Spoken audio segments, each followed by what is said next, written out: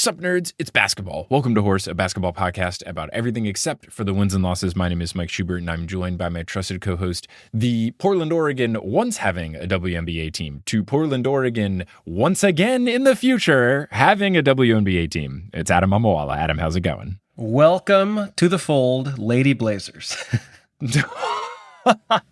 Just kidding, obviously. Now, they have not said what the name is going to be, but I would assume that they are going to bring back the name from Portland's team, The Fire. And I had to remind myself that The Fire existed because they were only around from 2000 to 2002. It was this weird time in the WNBA where they expanded, like they added a good chunk of teams in 2000, and then like a bunch of them didn't last very long. Yeah, I mean, it's kind of something that companies do a lot, which is like they have good early returns and they're like, let's expand wildly. And then it's too quick for it to be successful.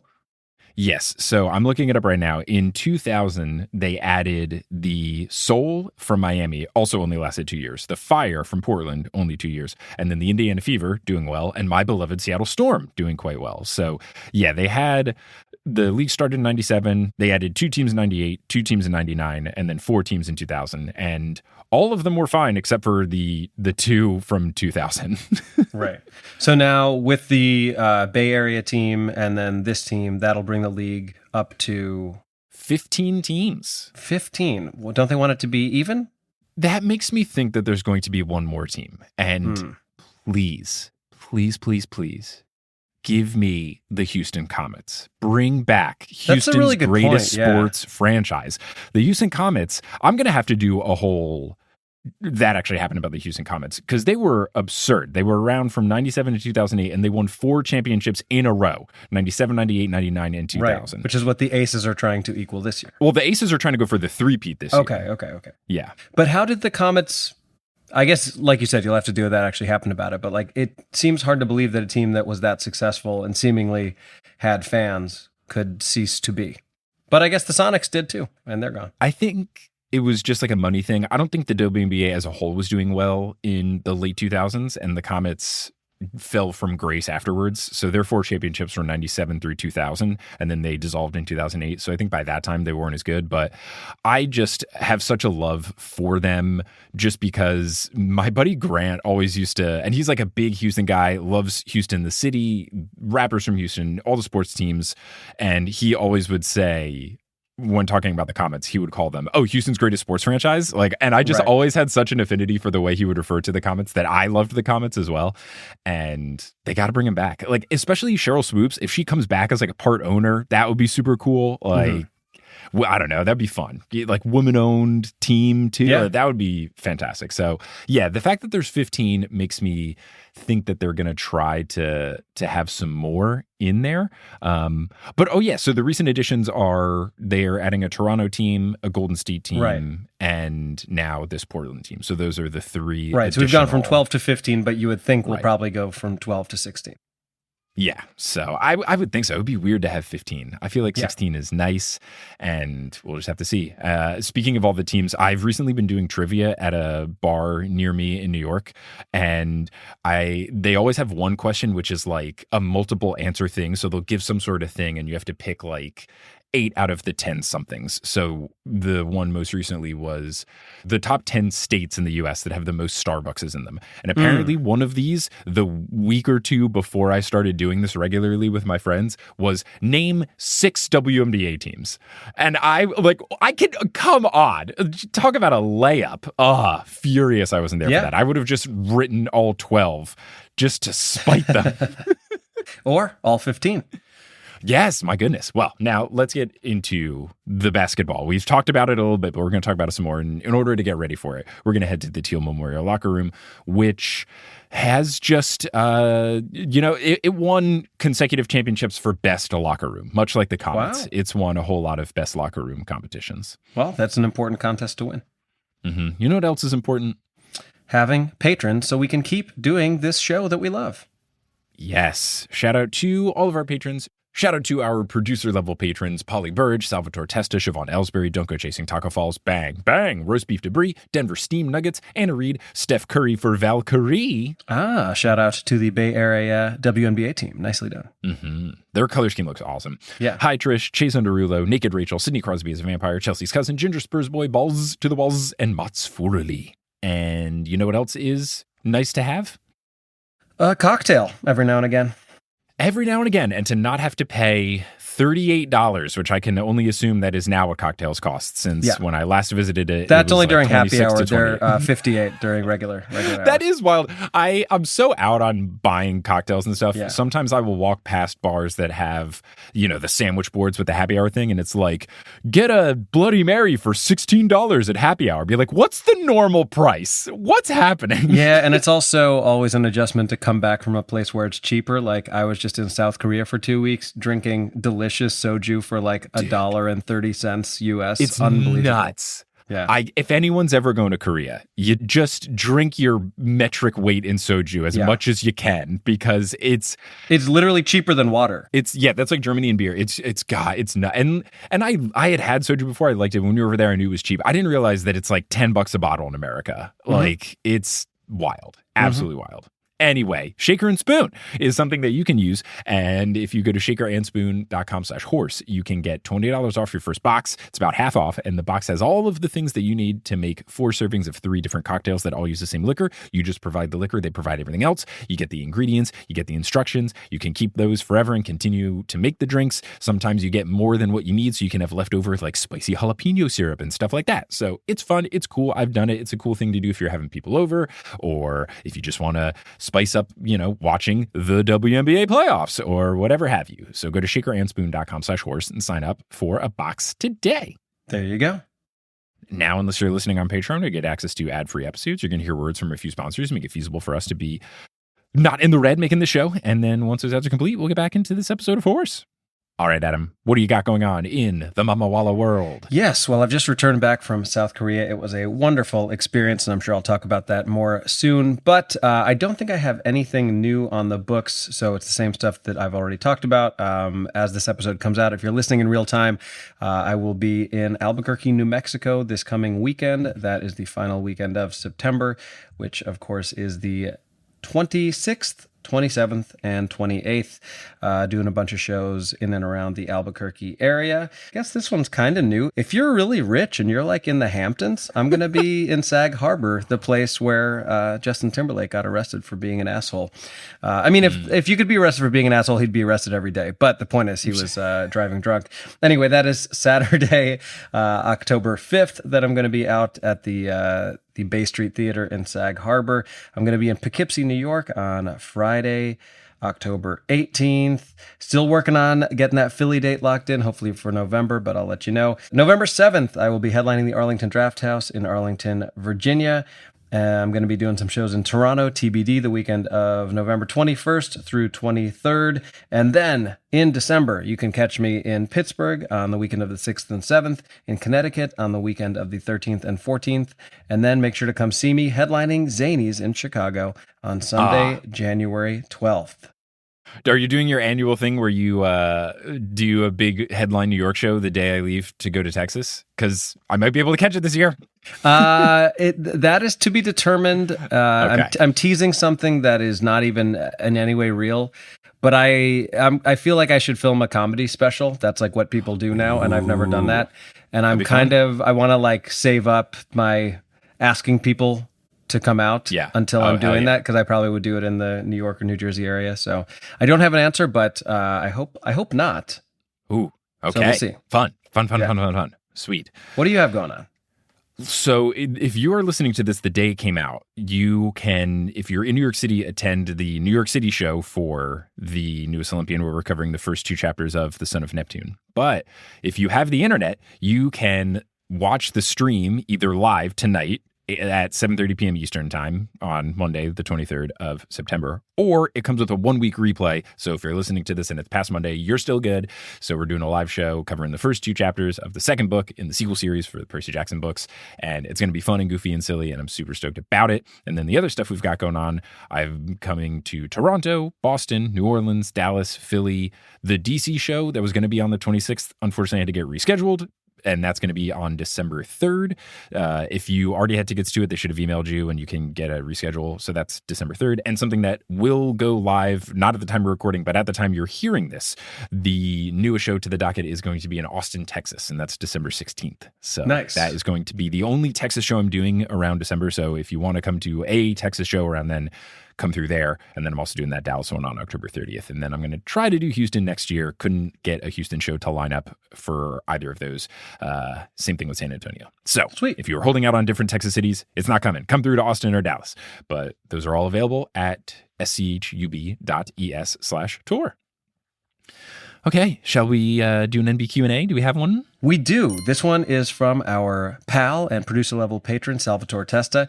The question is, what are the arguments for and against picking up and starting Chris Paul? Now, to clarify, this was before we knew officially where Chris Paul had landed, but Chris Paul has signed with the San Antonio Spurs. So I'm going to use this as an opportunity for us to discuss what we think of that signing and how we think that's going to play out. Yeah, I wouldn't be surprised if Salvatore sent this when the trade happened, because he is a big Spurs fan, or I guess the signing happened. So maybe this was inspired by that, maybe it wasn't. But all things considered, I think this is the perfect situation for both Chris Paul, the player, and San Antonio, the team, because San Antonio is currently in the situation where they're not worried about winning games. They're just worried about doing whatever helps Victor Wembanyama. They're in kind of that nice situation of, if they don't do well, they don't win a lot of games, fine, we'll get another good draft pick. If we start winning games, okay, cool. That means our teammates are playing well and we figured something out. Maybe some veterans or free agents want to come to our team earlier than expected. So they're in like the optimal situation. And Chris Paul's the perfect person to have come through for that. It's very reminiscent of when Chris Paul came to the Thunder and people thought he was washed then. And that was like 5 years ago.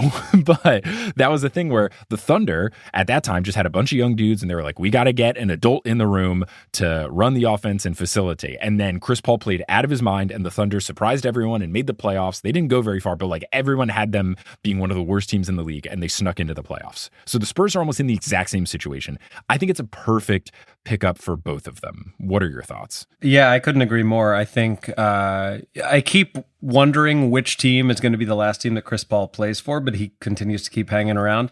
But yeah, the amount of pick and roll dunks that are going to happen with Chris Paul on a team with Victor Wembanyama, it'll be interesting to see what the plan is for like how much they play together. If Paul is supposed to be starting, have we heard if he's going to be starting or not? I would imagine that he would be. I don't think he goes on to a non-competing situation to not start. Yeah. But I mean, Chris Paul has been playing for long enough that there was a time during Chris Paul's NBA career that Victor Wembanyama was certainly shorter than him and arguably not even alive. Like, it's close, honestly. Yeah. Right? I think Paul was a rookie in like the mid 2000, like 2005 or something like that. 04 or 05 draft. Yeah. But what were you saying? I'm sorry.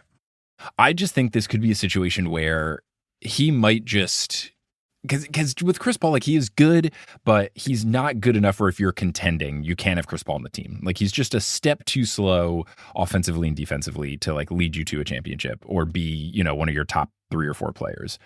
So this could be a situation where like he just plays on the Spurs until he retires. Maybe that's 1 season, maybe that's 4. And then he just kind of molds into like a coach, like very much like how Tim Duncan kind of played and then a year of gap and then was on the coaching staff. I would not be surprised if you get Chris Paul doing that. And I'm sure the Spurs would love that, because if Chris Paul like on-court coaches, basically player coach for Wemby for a couple of years, and then he's the like literal coach and just has that connection with Wemby still. How about that this? Would be How about enormous. In a couple years, Pop retires quietly, like Tim Duncan. Nobody even knows it's going to happen. Becky Hammond becomes head coach and Chris Paul becomes assistant coach. I don't know that Becky would go back. She's had so much success with the You don't Aces. think Why so? would you leave? Like, Yeah. at least until the Aces are bad. Like, I don't think she leaves the Aces until they start to, like, It's true. fall There's apart. no reason to leave, but I do think there was a lot of speculation a few years ago. Like, if there is someone in line to be the first NBA Right. head coach who's a woman, Becky Yeah. Hammond would be it. But yeah, you're right. You know, maybe if the Aces continue to win, she's like, all right, I've done it. I've won X championships in the W. Let's see how I can do in the men. So, yeah. Okay. Yeah, Either way, we'll see. But yeah, Could be fun. short answer is I think it's a great signing. It's perfect. I do It's think that he'll absolutely start. perfect. Yeah. Yeah, and then if he gets hurt, like, it doesn't matter. Like, he can still be. He's on the team to be like the motivational, veteran, inspirational, educational coach. Mhm. So, like, even if he's hurt, he's going to be in the locker room, and I think it'll be great. So, A+ all around. It's a perfect situation for both of them. Yes, indeed. Let's get into full court press, shall we? Let's do it. Get it? Like the news. I do. So, breaking news. Broken by himself about himself, Woj. The self-Woj bomb. Being Woj. The self-Woj bomb to, I guess, take him out for he's gone. Yeah. It's over. So I think he posted a thing first. Imagine if Shams posted it before he posted it himself. Dude, amazing. Would have been amazing. Yeah. Now, Woj himself, I don't know if I missed this. He captioned it 30 and then wrote this whole thing about how it was good, but like this job is too hard and he doesn't want to do it anymore. And then signed it 30. Did you understand what the 30 was? Has he been like doing this for 30 years or something? I have no idea. Damn. Okay, here's a comment. I'm not going to say their username because it has a very bad word in it. Woj enlightening me. Nope. Woj enlightening me on last time, making me look up -30 Apparently it was to signify the end of a news transmission when telegraphs were used. Wow. Deep pull and reference that is. It is also the title of the last episode of The Wire. Okay. So There you some go. old school reference. Oh, cool. Yeah. So Woj himself tweeted out a statement where he, it was all about like his story. 37 years ago, he had his first time working at the Hartford Courant, his first byline, and he never stopped basking in the thrill of it and all this other stuff. But he's, saying he's thankful. Past 7 years at ESPN have been great. Thank you. I'm out of here. And then Adam Schefter tweeted that Woj has agreed to become the general manager of the men's basketball program at St. Bonaventure, which I think is where he went to school.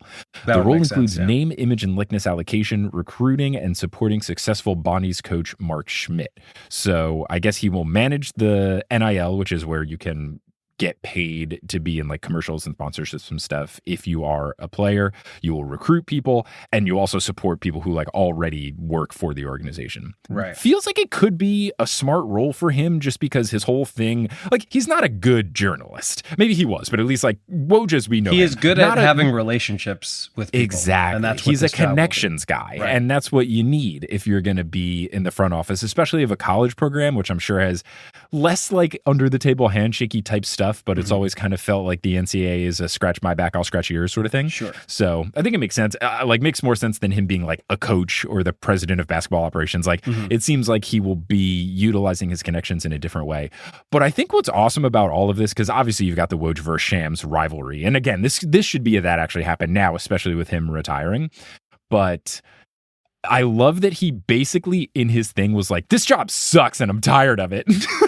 Any idiot who continues to do what I'm doing is a loser. Like he goes out winning on top of Shams, I think. I guess that's true. I'm curious to see who's going to fill the power vacuum so that Shams does not monopolize the breaking news world. Now, does ESPN just buy Shams? Like because Woj is leaving a lot of money on the table. Reporting I saw said that Woj is walking away from $20 million. I mean, I'm sure he's making that, if not more, in the other one.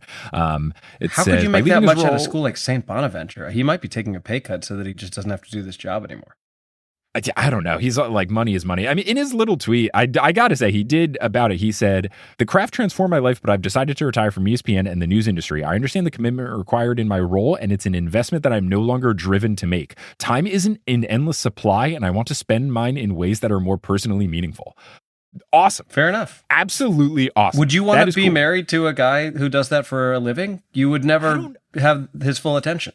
Absolutely not. And I don't know Woj's process, but Shams has talked about what he has done, and it sounds awful. Like Shams has said he's awake 18 hours a day, and he's basically on his phone for like 16 of the 18 hours. And his screen time must be upsetting. How many tabs do you think he has open?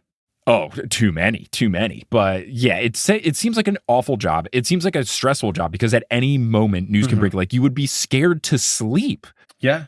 Or you just leave your alerts on and get woken up constantly. Yeah, it's why like I never when like Bitcoin and stuff was going around and all of that, people are like, oh yeah, it's a 24-hour market. And I was like, so the stock market effectively could crash when I'm taking a nap, like when I'm going to bed for the night. That sounds awful. No way, I'm not investing in that. Get out of here. So yeah, I'm with you. Shout out to Woj. Good luck in your new situation. I will be interested, as you said. Is there going to be a new Woj? Or are we going to let this like weird fascination with breaking news die? Or did they just try to scoop up Shams? Probably the last one. Breaking news is not going anywhere. Yeah. So that's what's going on in the MenBA. Over in the WNBA, we talked about the expansion into Portland. That is super cool. I'm excited to see how that goes and what their uniforms and everything looks like if they are the Fire. So that's very exciting. But other exciting things are happening. The playoffs are about to start. You got a couple teams fighting for those final spots to get into the playoffs, or depending on what you are, fighting to not get in the playoffs so that you can try to get Paige Buckers on your team because she will probably enter the draft for the next WNBA draft. And she's very good at basketball and will be highly sought after. So there's a couple of teams where I think they wouldn't be upset if it didn't work out to make the playoffs, because there's like a steep like line of demarcation between the rankings. So you've got a situation Paige now. Buckers is really good. Really good. Yeah. So basically top 1 through 7, the 7th seed right now, we're recording this on September 18th, is the Phoenix Mercury. And they're 19-20. And the 6th seed is the Fever. They just clinched and they are 20-19. Now fighting for that last spot, you have a lot of teams. It's like a big drop because you have 19-20. And then the current 8th seed is the Atlanta Dream. And they are 14-25. And then the Mystics are 13-26. Yeah. The Sky are 13-26. And then the Wings are 9-30. So the Wings are out of it. But technically, the Dream, Mystics, and Sky, I think, can all still make it, but I think that all 3 of them wouldn't hate not making it. No, and also, and this happens in other sports, but like no team who's under 500 should ever be in the playoffs, period, in any sport. Yeah, that would be fun. I agree. It's happened before. Yeah. Oh, yeah, especially the East and West. Like there's been times in the NBA where the 12 seed in the West is better than the 8 seed in the East. So things can be weird. But the other thing of why you would not want to make the playoffs, only 4 teams don't make the playoffs. And that means there's only 4 teams in the lottery. So your odds of getting Paige are way better. And then there's also a certain situation. We'll have to see how the standings shake out and stuff. But because of trades, there might be a situation where like one team actually has 2 shots at getting Paige, depending on how it finally shakes out with like lottery picks and all kind of stuff like that. So it'll be an interesting draft. And I am excited to see how it shakes out, but I'm also just excited for the playoffs. It's going to be really fun. WNBA playoffs are always a really good time. Couldn't recommend watching them enough. You get some really interesting things where the first round is best of 3 series. So the first 2 games are played by the higher seeded team at home. And then the 3rd game is away. So like if the home team doesn't take care of business, there's a lot of stress for that final game. So it's very exciting there. So playoffs are going to be fun. And then other thing going on, AJ Wilson scored 1,000 points, which no one has ever done in a season before. Yeah. That is wild. So she set the record and is continuing to go. And she's just having a hell of a season. If she doesn't win MVP, unanimous vote, I will seriously question the voters of MVP. Yeah. But she's had a wild year. And thankfully, everyone is kind of giving her flowers as she deserves. Now, I'm curious, and maybe you know the answer to this. I know they've expanded the number of games. Did she accomplish that in fewer games than...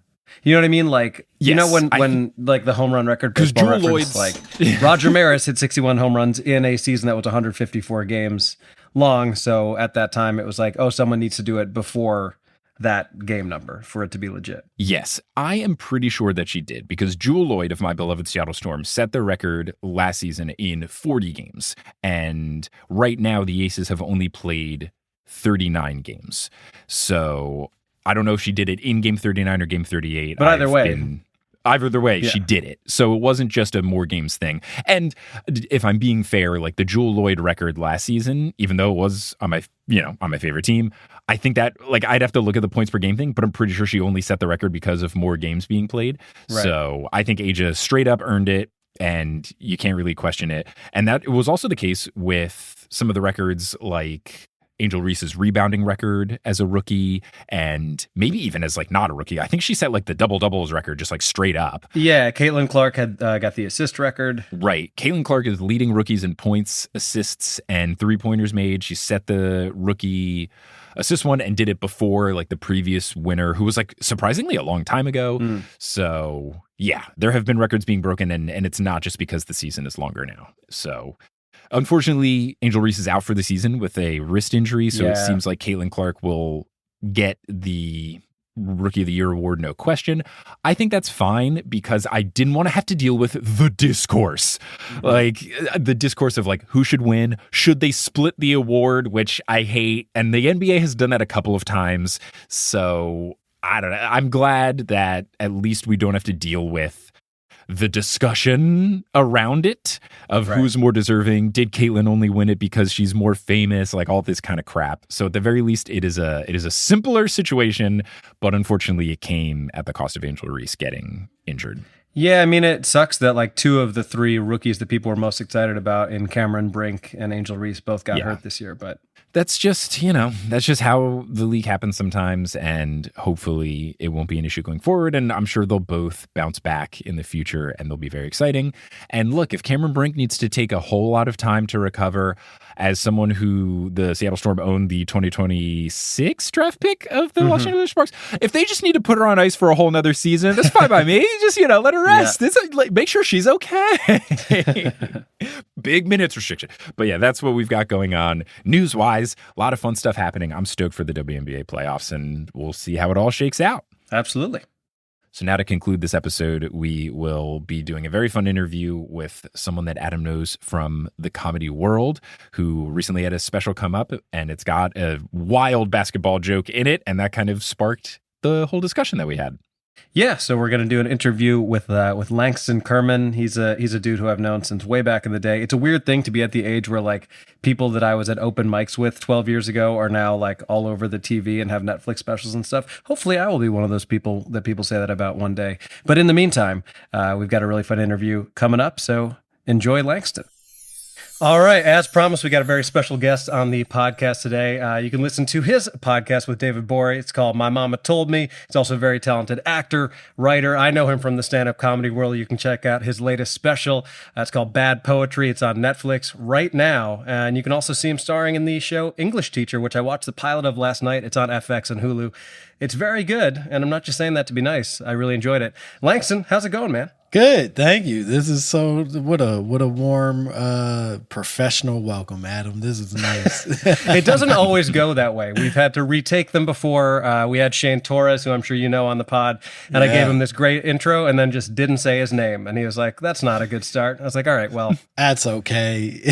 I'm doing my best. But Langston, whatever. Thanks for coming on. I've known you for, I feel like it's been at least 10 years. Through the comedy scene. Yeah, because when did you move to New York? I moved to New York in 2013. Okay. I left in 2017. Yeah. And have been in LA since. So I met you in New York. It was probably 2013, 2014. So it's back in the days of the Fancy Show, which is a reference that only you and I, that's right, and if Lane is listening, will understand. And a few alcoholic bikers who used to hang out there. Yes. That is actually the primary demo for this podcast. So we're hoping to reach as many of them as possible. But Langston, I'll be honest, the impetus for me wanting to have you on, other than the fact that I find you incredibly funny, and you did this really unique thing on your special that you don't see a lot in comedy specials. You were extremely funny and good, and I loved that. I really was a big fan of that. So that's been lacking somewhat, but it was terrific. I had a chance to watch it this morning, and there's a particular joke on it that I was like, oh shit, I have to have Langston on our basketball podcast. You tell a story. This is where I want to start before we even get into any of your background. You tell a very interesting story about your mother having been with a fairly famous and infamous mascot, Benny the Bull. That's right. Yes. If it's possible, I don't think anyone's going to stop us. We're probably going to play the audio. My mom married Benny the Bull, and not at his best. No, don't clap for that. Shame on you. It's hurting my family. And the next question you're naturally asking, you want to know, is how did he lose his job as Benny the Bull, right? How does one lose such a coveted position as Chicago mascot Benny the Bull? I'll tell you, he was fired from his job as Benny the Bull because, and I'm not making this up, in 2004, he got caught selling drugs after a game in full costume. Just standing in the parking lot. Even the police walked up like, Benny, what are you doing? Those are your work clothes. But can you give us a little context about the makings of this joke, which I believe to be true? The makings are a lived experience, I think. That's how that one got made, and not in a way that I enjoyed, but certainly, I guess, fostered a really nice bit for the special. But yeah, my mom's third husband was a former Benny the Bull. So she married him in the wake of his career after he had long lost his job as Benny the Bull. But he, from the years, I believe 98 to like 2004. Rough time for the Bulls. He was in a post-Jordan era. The Cornell David-led Bulls had him as...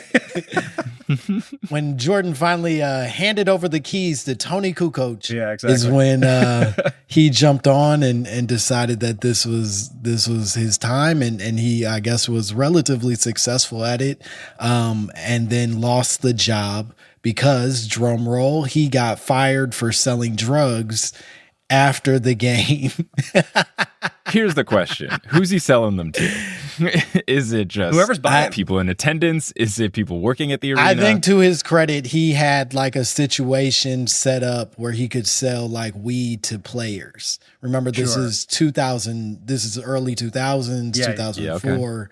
Access to like good marijuana in Chicago probably wasn't as simple for a giant lanky man who everybody recognizes from their televisions. Sure. And so I think he just became an easy access point for selling it to players. That's the legend that I always took from it, but truly I never asked, and it could have been just him posted up outside in the costume. Like, you guys have a fun one? Did you like that half court shot I made? Would you also like some weed? Everybody dance now. And then, he's just throwing weed bags at people. Well, some people suspect that when he does the infamous popcorn spilling, there's actually some of those pieces of popcorn are laced with drugs. That's how he disseminates it to the kids. Okay. Yeah. Now we're getting this is a conspiracy that I've invented for the purpose of this interview. Nobody thinks I would not be surprised if a police officer in attendance is like, there's fentanyl in the popcorn. Like, they would do it. They would accuse. And also, if you think about what makes a great mascot, you have to assume drugs are involved at least some of the time. There's a lot of energy. I don't want that to be a sober person. No. How could it? You know what I mean? Like, I want to believe that, like, oh, you got to drink weird to be able to like build up that kind of confidence every night. I don't want that to just be your raw personality. No, because then you should be president. And why'd you waste all your time? Yeah, I would have more questions if it's someone who's like, nope, never touched the stuff, been sober my whole life. Yeah, I just have this naturally.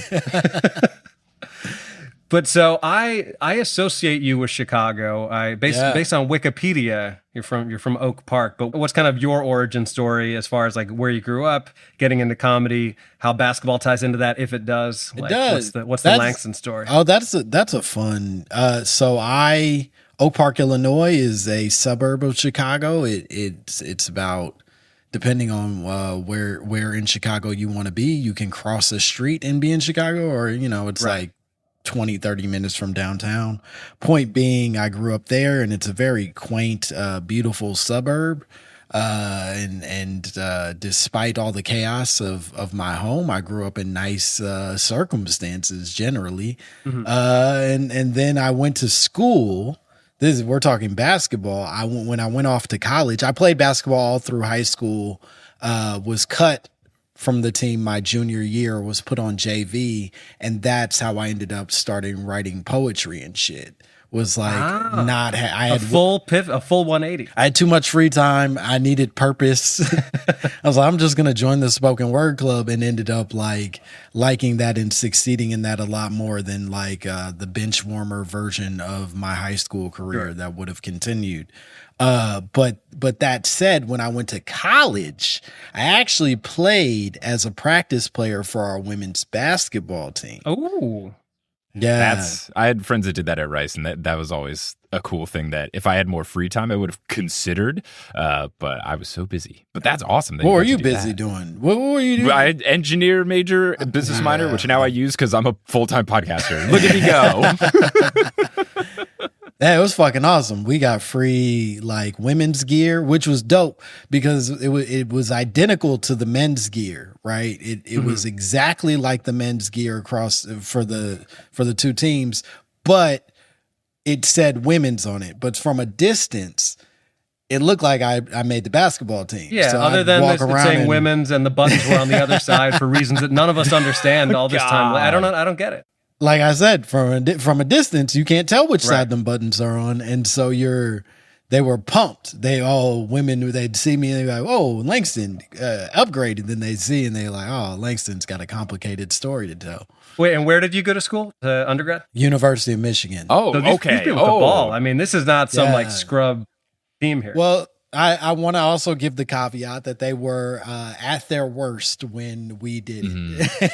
And I'm not taking responsibility for it, but I will say that they were last in the Big Ten, and we weren't helping. You know what I mean? It would be funny if in post-game interviews they're like, man, it just doesn't feel like we're giving it our all in practice. You know, it just kind of feels like we need someone to really challenge us in the practice gym. Yeah.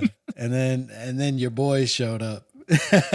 Now, do you hoop at all anymore? Like if it came to be, I mean, you're doing some pretty impressive things. If whoever the powers that be came to you and said like, hey, you want to do the celebrity all-star game, would you accept that invitation, or would you be like, I don't want to embarrass myself out there? I'd play. I definitely wouldn't play as hard as I could. I think something in me would want to save whatever memory of how good I used to be. As I think that's all we're doing as adult men is kind of keeping these little keepsakes of who we were. And so like a little piece of me still wants to be good at basketball. And then I watch all these Instagram videos and YouTube videos of children doing moves I was never capable of. And I'm like, I can't like get out here and try again. I'm going to lose my life. No, I mean, you're talking to two guys, and Mike and I, who are still very competitive. And I'll be honest, I did watch the special this morning. The only joke that offended me was the story of you heckling an adult softball league, because that's what Mike and I do. We're adult softball nerds. I don't know if I could handle being heckled by a man on mushrooms. I'm going to be honest with you. You can't. I was on fire that day. I would have eaten you alive. I think the key approach to Central Park softball and us playing it is that you have to recognize the ridiculous nature of it. Sure. And there's certainly a lot of people in our league that don't. And we do a couple different leagues, like some more chill, some more like beer leagues, some that are like more competitive. And in one of were you there for the game, Adam, where a guy broke his hand because he got out that one time? Oh yeah, like, because he punched to like the metal. He container. like flew out with the bases loaded and had this opportunity, and then he like smacked like a metal storage bin where they put like baseball equipment and stuff on the side of the park, and he broke his hand. This is a Monday 2 p.m. league. Like he had to go home to his wife or his girlfriend or whoever, and be like, "What happened? Oh, I got angry in my adult softball league for fun, and I broke my hand, and now I have to pay thousands of dollars." We could have won this non-playoff game. Exactly. I think it was not the playoffs. I think it was like a game leading. It was towards the end of the regular season. So like truly no stakes. Sure. Oh, there have been brawls. Yes. There are now league mandated bats because people are like hollowing out bats and like juicing them up. It's ridiculous. Yeah, no, that scares me. I was once playing pickup in LA. And a dude like went super hard for a ball on some shitty outdoor courts, whatever, and slipped face forward and shattered all of these. Nope. It was like Nope. 4 teeth just like turned into powder on the court.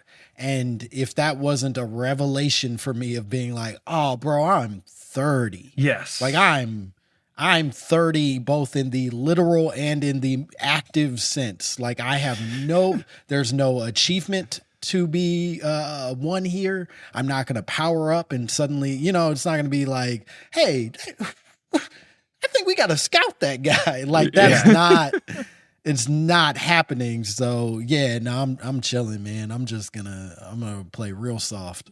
Now, did you ever write any poetry pertaining to sports or basketball? No, I wasn't a loser. I'm going to go ahead and not share the story about myself that I would have shared had you not had that reaction. This isn't Freddie Prinze Jr. and She's All That in the hacky sack scene. You know what I mean? That's a deep pull, but I do know what you mean. Yeah, I was writing about bitches and shit. Sure. Until, I mean, I'm going by your special here, but until a child shit on your poetry and crushed your poetry. Yeah, no, that took a lot out of my steam for sure. I taught high school and versions of elementary and middle school for almost 6-7 years. And in that time, there were a lot of children, one in particular, who really, really hurt my feelings. Teenage kids are elite at being mean. That's what they do. Well, they're empty inside. Sure, you understand. Yeah. They've filled nothing inside themselves or in the greater good of the world, and so they feel no shame in sort of reflecting that back out on the world. I'm starting to see why you're not a teacher anymore. We talked about your playing days, but as far as fandom, do you have a particular team you go for? Are you more of like a particular athlete guy? Do you just kind of watch the whole league kind of thing? What's your approach? I up until last year, and I say this with no shame now, but there were years where I felt like I needed to apologize for it. But I've been a Golden State fan for a long time. Okay. I just liked that team that they put together. Early on, I was like, nah, fuck with whatever this arrangement was. And then obviously they turned into what some people call the most obnoxious winners of a generation. And so I think Klay Thompson might be the funniest human being on the planet Earth. He's incredible. He's incredible. Great. Truly just a spectacular being. And so now with this... with the breaking up of that team, I guess I don't know what I'm gonna do, because obviously Steph is still Steph. Draymond's he's doing what he can, you know. Yeah. But I mean, Benny the Bull instance notwithstanding, you must have grown up as a Bulls fan, right? Absolutely. I mean, I grew up in the Jordan era of basketball. I think everybody was a Jordan fan and to some extent a Bulls fan during that era. But yeah, I wanted to be a Bulls fan. I got, the D Rose years. I refelt the excitement, even the Jimmy Butler years where it's kind of felt like Jimmy might be able to will us into something that the world told us was impossible. Big fan, but it's hard. It's hard when you're that consistently losing to stay, an active, Well, I think it's like we get older, we have team. more going on in our lives. You're like busy work-wise, you're married, you got kids. Like at what point do you just say to yourself, I can't justify watching a team that's going to win 35 games?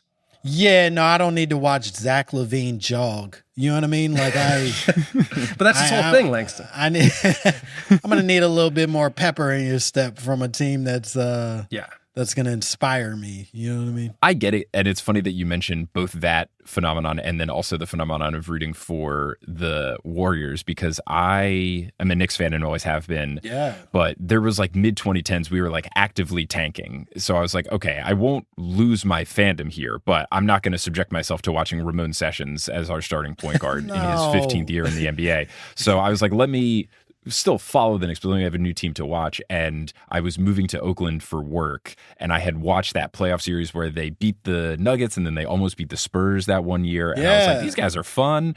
And I wanted the Knicks to draft Steph, and he never fell to us. So I was like, all these stars aligned. I was like, I'll just start, like watching Golden State games and going to their games now that I'm in Oakland.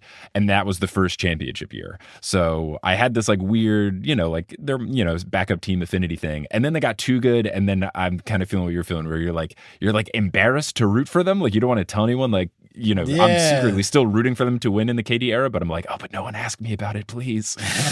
Yeah. But it's also obnoxious because every other team that's winning, you know what I mean? Lakers fans don't ever apologize for being Lakers fans. Like they just, and they're the most winningest franchise or maybe Boston. I guess technically now they're second to Boston, right? Boston broke the tie in this most recent finals. But either way, both of those teams are far more obnoxious than anything that Golden State fans could offer 100%. To fandom.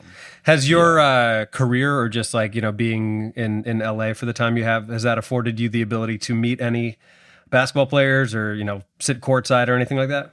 I've gotten to sit courtside-ish. I've never been court adjacent. Yeah, feet in the aisle, but I'm certainly down on the floor, right behind people with their feet in the aisle. Yeah. But in 2017, it might have been 2017. I actually went and did, I got to do like this hosting thing for Oculus. And they were basically, how do I explain this? They were one of the sponsors for the All-Star game. And so I went the VR to the thing? the VR shit. And so I was hosting sort of like this courtside view of the All-Star game, shit. Where like they were putting me in the locker rooms. They were like they were having me like at the front of press conferences and shit. I'm like literally courtside to be like this would be your view of like if you were using the Oculus. Yeah, I'm like, damn, ain't that crazy? LeBron, big as hell, y'all, and they're like, whoa, he is big. And I was actually at the press conference. This is how fun that was. I was at the press conference where LeBron, people kept asking, this is when Kyrie first started saying that the earth was flat. And they were asking LeBron James, they're still teammates. They're sitting their press conference booths right next to each other. LeBron keeps getting the question, do you think the earth is flat, or what do you think of what Kyrie says? And LeBron literally turns to Kyrie and goes, yo, Ree, you think the earth is flat? And then Kyrie goes, yeah. It would have been even more LeBron for him to be like, listen, I talked to Galileo. I remember telling Galileo, man, I don't think this earth is flat. Galileo, I think you're missing the side, my man. With you being in LA, I feel like now it's an interesting time in this offseason. It's going to be the first time where the Clippers have their own arena. They've got the new Intuit Dome. Yeah. And they're also in a weird spot where they lost Paul George. So there's still hype, but not as much hype. Being in LA, what is the vibe now with the Clippers finally now not being in the same arena as the Lakers? Do people care? Is this just like a all right, whatever situation? I don't think people give a shit about the Clippers, man. I think they're probably excited for the arena. You know what I mean? Like, I think the concept of like going to see a game in this new space, and that's obviously like built for prime entertainment is going to be dope. And I'm sure their tickets will be, well sold and shit. They still have Kawhi. That ain't nothing to shake a stick at if he ever plays again. But nobody cares about the Clippers out here. The correlation between like Nets, like Brooklyn Nets to Knicks and Clippers to Lakers is a direct line. Like it's the exact same vibe where like, I don't care how new your stadium is. I don't care who you try to buy. You don't have the history. You're always going to be second fiddle to like the team. And it feels kind of similar. I've never lived in LA, but that's the impression I get. In a current, and I hate to be rude about this, but even in a current world, the Nets have historically been better than the Knicks. Yeah, I guess. Not the past couple of years, but in the past decade, probably. Yeah, true. For sure. Yeah, if you take a larger sample size, yes. Yeah, I think the Nets should be the dominant team of New York, and yet not only are the Knicks the dominant team of New York, they still somehow are a topic of conversation every year, sort of in a global sense, even though none of us have seen them win anything.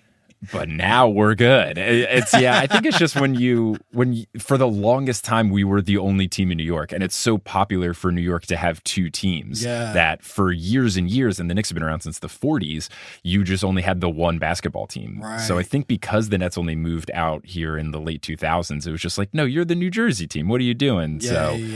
I think they just had such a long run of being like the only team in New York, and just doesn't matter that we're bad. We had enough like runs of being good, winning the championships in the 70s, contending in the Jordan years, and then somewhat kind of for the small blip of the Melo years where we were spicy. And that one year you guys made the finals with Latrell and the lockout shortened 98. That was a fun one. Back when Allen Houston was yes, sir. the greatest shooter we had ever seen, and now nobody mentions him once. No, he was a great player, but the greatest we had ever seen was the conversation. Ridiculous. Yeah. Now, all right, I'm curious. So when I think of your comedy, and this is even like from when I first knew you, I don't know how long into comedy you were when you moved to New York, but like one thing about your comedy that I've always loved is you pull off that trick where it's like it's incredibly smooth, it feels very conversational, and like that's the kind of comedy that I try to do and I gravitate towards. If you were to give me like a basketball comp for your comedy, oh no, what would it be? And then give me a basketball comp for your actual basketball. Mm-hmm. Damn. Well, the basketball comp for my actual basketball is easier to think of. Okay.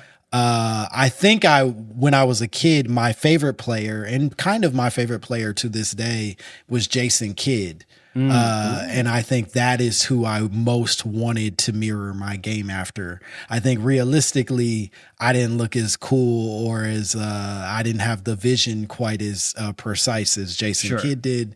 But I think that's the basketball comp I admired the most. I think in terms of my actual comedy, what do I want my basketball comp to be? This is tough because it feels like if you name a name that's too good, no man, talk big your up shit. in You're yourself. being very humble, but you can say LeBron if you want. You could say no, he's got to be like somebody people respect but hasn't won anything. You know what I mean? Like that feels. I think there's a way to thread the needle where like you're not saying LeBron, but you're also not like I'm the Timothy Mozgov of comedy. No one wants that. I don't know. What am I doing? Rajon Rondo? I feel like it's... I mean, if you're going for smooth, he was very smooth with his fake behind the back passes were always good. And he did, the layup pump fakes. You rise to the occasion in big moments. Playoff Rondo. Playoff Langston. He was a well-respected player across the league, and he got on a lot of people's nerves at the same time. I think that's... I'll live with the Rajon. Yeah, that's not good. bad. That's fun. Yeah. With you being a fan of Jason Kidd when you were younger, did you go the full level? Did you do his free throw thing where he kind of like wipes his butt? Like, did you do that, or did you leave First it to of all, just the like? He blew a little kiss. Yeah, I think there was no butt wipe, but he like wiped his thigh. I think he would wipe it off on his hand. On his, his. It was on his leg, but it was close enough to his butt that when I was a kid, I was like, "Is Jason Kidd wiping his butt and then kissing his hand to honor his kid that is who funny, had if a that's large head?" doing. Yeah. Mm-hmm. I did experiment. I do remember a coach telling us like you have to have a routine, that every great player figures out a good free throw routine. And I do remember experimenting with stuff that did not physically match what I was, you know what I mean? Like you'd sit there and you'd like stomp 3 times, and it's like, they do that because it locks them in, not because they're like trying to impress a man who yelled at them. To me, for missing. Coming up with the free throw routine, especially as a kid intentionally, it's the basketball equivalent of when you like practice your own signature just in case you get famous one day. 100%. Because that's exactly what I distinctly remember doing this as basketball. I was like, I'm frankly impressed that a coach told you to do it, because for me it was like, well, everyone does it, so I need to have a thing. And I remember experimenting with like, should I put the ball around my back? Should I put it over my head? Like, how many dribbles is too many dribbles? I definitely, I want to look cool, but not like I'm trying too hard, you know? To be fair, the coach didn't tell me because he was like, you gotta have a signature, big dog. He was saying like, he was more saying it for the purposes of concentration and locking in. right. If you have this repetitive motion, it sort of allows you to block out everything else that you should be focused on. Unfortunately, I think that kind of locking in is only certain athletes are ever actually capable of it. The rest of us are all just kind of in our head and faking it, which is why we're not better at the sports that we've trained just as long in a lot of cases. You know what I mean? It's not like I didn't work hard at playing basketball. I just couldn't lock in the way that, some of my peers could. But along those lines, like, do you feel like that thing that NBA players have, do you feel like you have that as an artist? Like, are there moments where you feel yourself locking in, whether it's like to film that special or like you've got a big, it's your first day on set of a big project?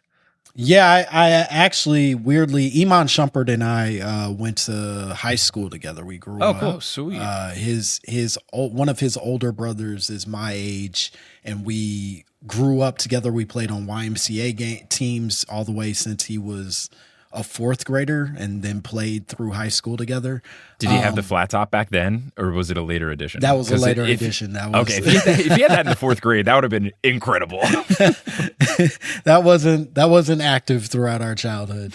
But he and I were talking fairly recently about sort of like how he was sort of speaking to his ability to truly block out an entire arena of people yelling whatever the fuck they're yelling, both good and bad at him, and how like when he's playing basketball, it truly is just like silence. Like he doesn't receive any of it. And I was saying that I think that the instinct of a comedian is so the exact opposite of that.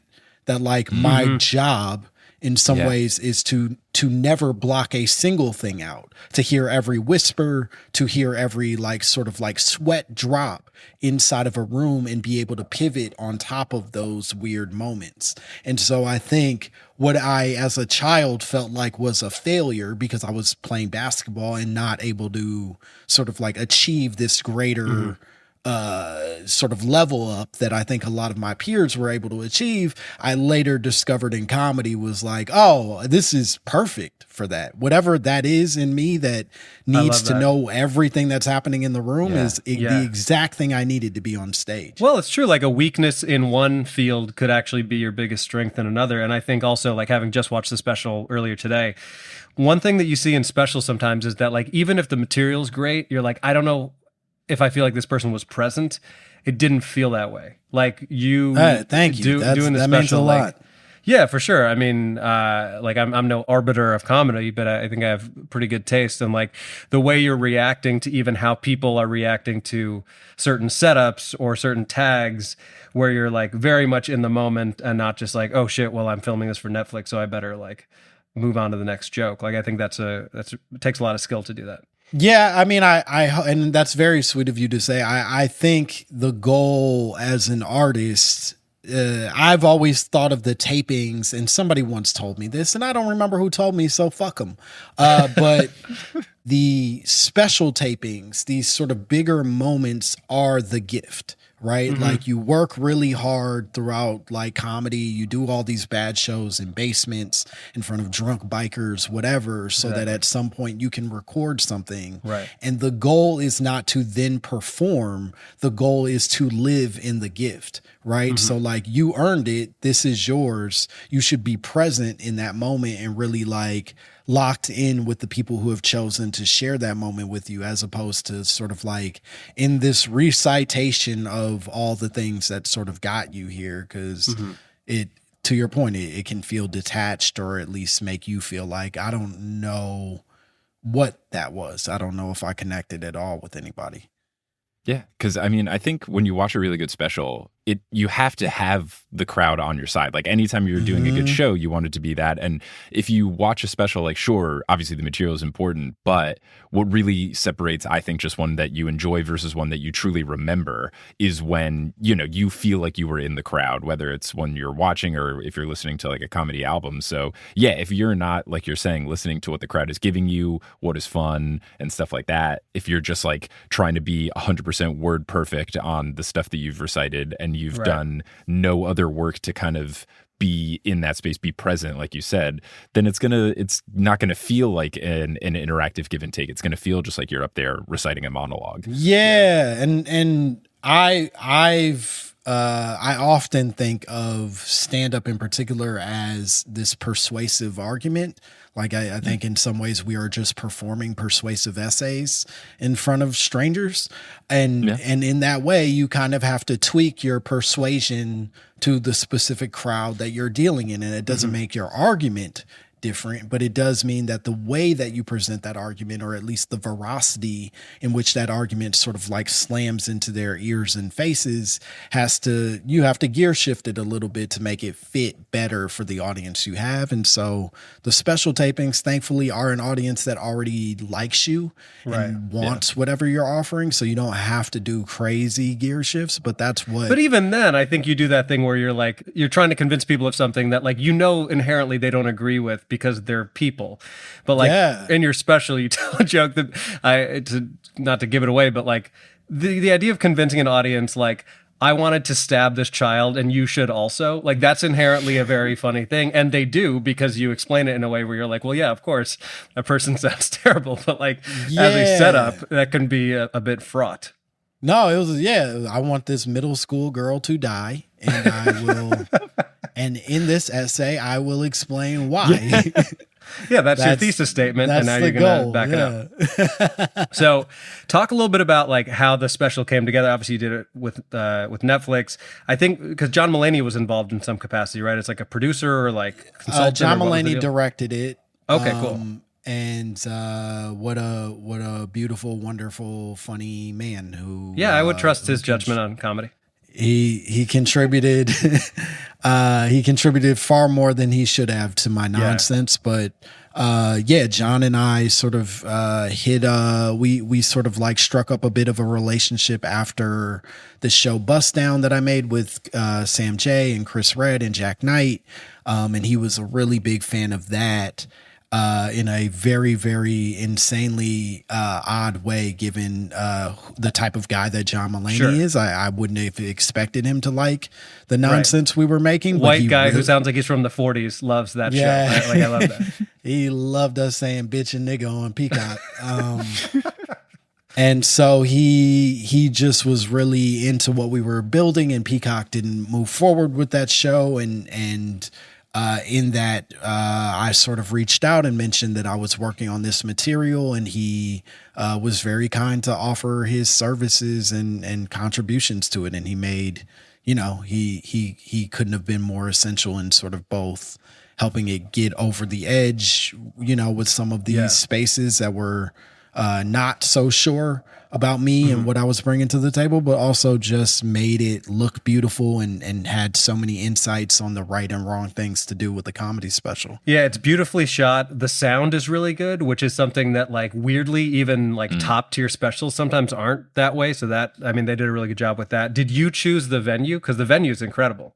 Yeah, I chose the venue, and I will say it's easy to get the sound right when it's 110 people. It's right. They weren't. My gosh. It's it's the Green Mill in Chicago, which is this old cocktail lounge that's probably most famous for Al Capone being like a mainstay there. He used to hang out there all the time, but now hosts this really beautiful afternoon show. Adam, we talked about this a little bit, called Paper Machete, that is described as this live magazine, and I think it's the best show in the country. It's incredible. It's really That's fun. One of those things where it's like you're not filming a special, but every time I do that show, I'm like, this is why I do this.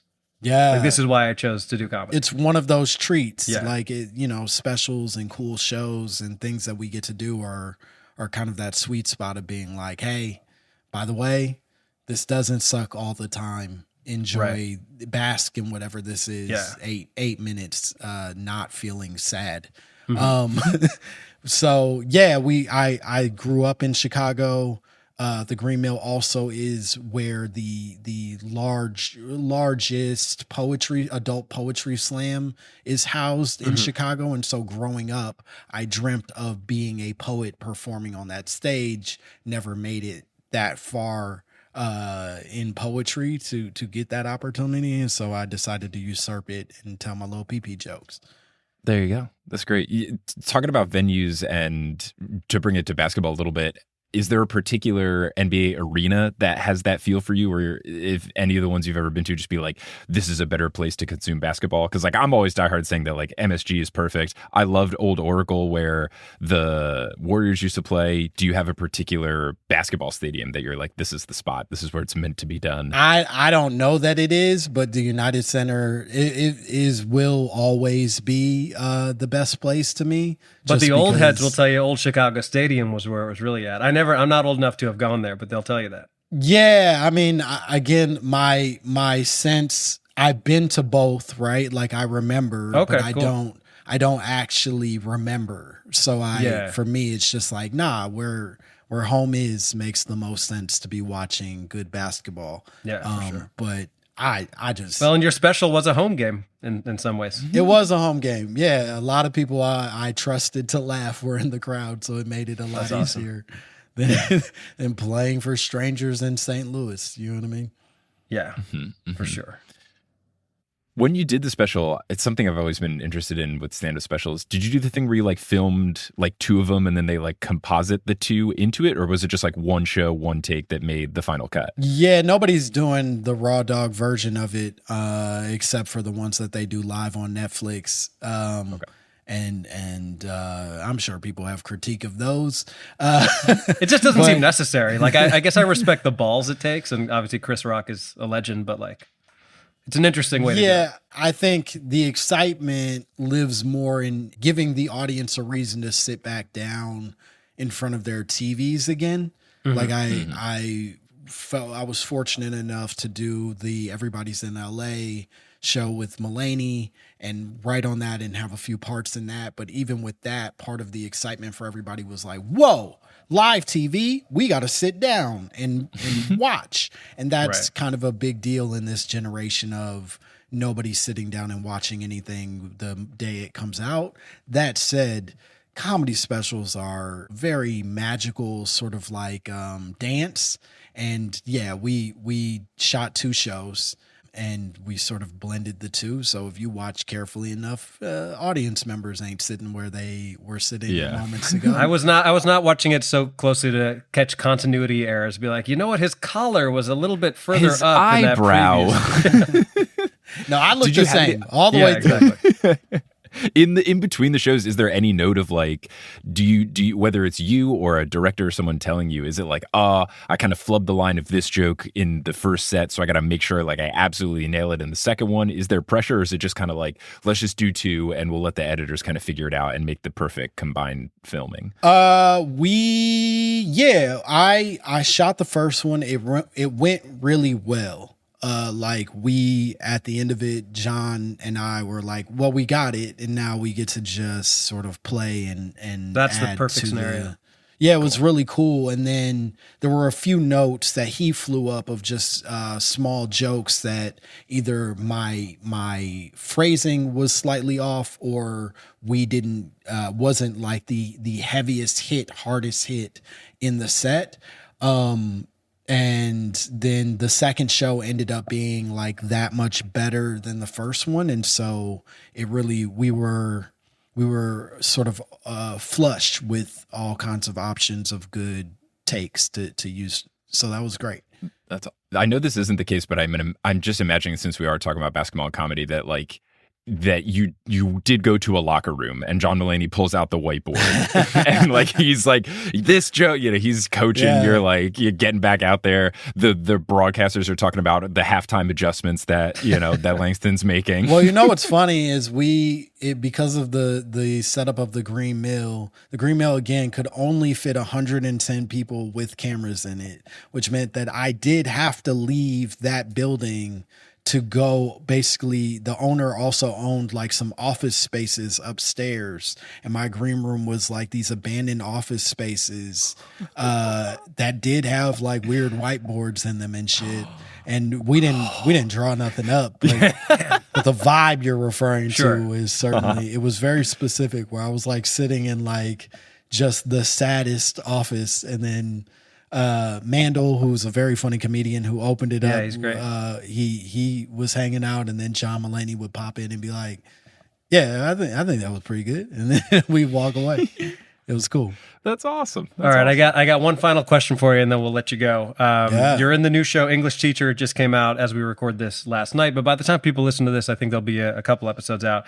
It's very, very funny. It also features Sean Patton, who's another one of my favorite comedians. Yeah, Sean Patton, Carmen Christopher. Yeah. He's hilarious. They're both hilarious. Did you use any of your teaching experience? Did you channel any of it in this character? Because in the first episode, we only get to see like kind of a taste of your character. I'm assuming there's going to be a more fleshed out version of it. Did you use any of that, or did you abandon it all? Not one drop, Adam. Hell yeah! It was not asked of me to educate the youth in this program. I did not interact with very many pretend children. That's a nice thing for the listeners at home. No kids that you see on TV are real kids, and if they are, their eyes sing a sad song. You know what I mean? Yes. Like they're broken children, but for the most part, when they're playing high schoolers, they're young adults who kind of hang out. So the people on Dawson's Creek weren't 16? No. They were 35. John Travolta in Grease wasn't 18 years old. I should clarify, Langston doesn't play a high school student. If that's unclear to anyone listening to this. I play a gay adult. My sort of story inside of the show is more about the relationship with me and the main guy, Brian Jordan Alvarez, very funny person, the creator of the show. We sort of have a will they, won't they throughout the season. So no children were harmed in the making of English Teacher. Langston, anything else you want to plug before we let you go? Where can people follow you? What do you want people to watch and all that stuff? You can follow me at Langston Kerman on all social media platforms. I'm the only one, so if you see a dude pop up, it's probably me. Please go watch Bad Poetry. It's on Netflix. I would love for you to see it. Listen to My Mama Told Me. It's a podcast I run with David Borey. We talk about Black conspiracy theories. It's chaotic and a real mess. Did you ever do any of Kyrie's stuff on the podcast? Of course we. What okay. are you asking me? What, Mike? What do you take me for, a fool? Of course we've talked about Kyrie. I'm just trying to make sure that people want to check it out. If they're like, I want to find specifically the basketball related episode. We have some very specific basketball related episodes. I believe we talked to Will Ferrell even about whether or not he's the one white guest we've ever had on the show. Good exception for him. Well, he owns our podcast network. I was going to say, was it because he owns the... So we tipped the cap to daddy. But we talked about whether or not the NBA is rigged. We do the big heavies, you know what I mean, for basketball and sports in general. So if you are a sports person, that is available inside of this larger world of Black conspiracy theory. And watch English Teacher. It's on FX, and it's really funny. Yeah, and you and David are going out on tour, right? That's right. David and I were taking our podcast out on tour this fall. Dates are available on websites, my own and others. Beautiful. and some other websites. Some just other a few websites, if you know where to look. Yes, sir. Langston, appreciate the time, man. Good to see you. Thanks for coming on. And until next time. This is fun, guys. Thanks for listening to this episode of Horse. Horse is hosted by Adam Mamawala and Mike Schubert. Our editor is Kensei Saramaki. The music is by Bettina Campamanes. The art is by Allison Wakeman. The website's by Kelly Schubert. And the social media is by both of the Horse Boys. Thank you to our producer-level patrons, Polly Bird, Salvatore Testa, Siobhan Ellsbury, Don't Go Chasing Taco Falls, Bang, Bang, Roast Beef Debris, Denver Steam Nuggets, Anna Reed, Steph Curry for Valkyrie. Bang! That's that was like me riding into battle, but I sounded like a ghost. We've had multiple haunted Steph Curry. Yeah, I should go like bang. Like I should sound like I'm raging into battle. Yeah. Hi Trish, Chase Underulo, Naked Rachel, Sidney Crosby is a vampire, Chelsea's cousin, Ginger Spurs boy, balls to the walls, and Mats Furley. You can follow us on Instagram and Facebook at Horse Hoops and on Twitter at Horse_Hoops because Horse Hoops was trying to sell some illicit substances outside of a basketball arena in full Benny the Bull costume. Can't do that. You just can't.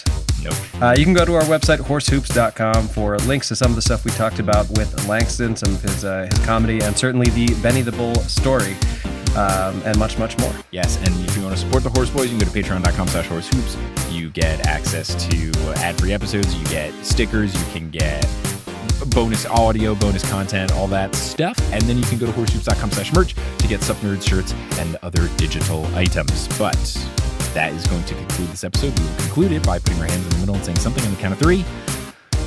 What are we feeling? Well, I don't want to be in the habit of jinxing things, but as we record this, my sister has headed to the hospital. Baby number 2 is imminent. So I don't know the name, but why don't we do a can't wait to meet you on 3. All right. Can't wait to meet you on 3. 1, 2, 3. Can't wait to meet you. Hope it goes well. Another little girl on the way. Let's go. Let's go, ladies.